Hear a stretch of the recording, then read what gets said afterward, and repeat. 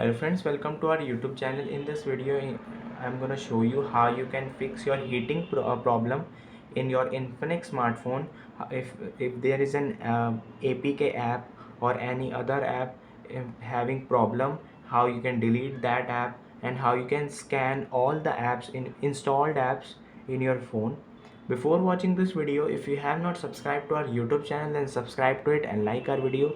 So let's start friends. First you have to go to the phone manager app. Here it is a cool option, just click on it and it's scanning your phone temperature first, and you have to just click on these all app. You can see this and just simply click on this optimize button, and friends, your phone is optimizing and it is optimized. It hardly takes 1 to 2 seconds and optimizing is completed, and it optimized 25 apps.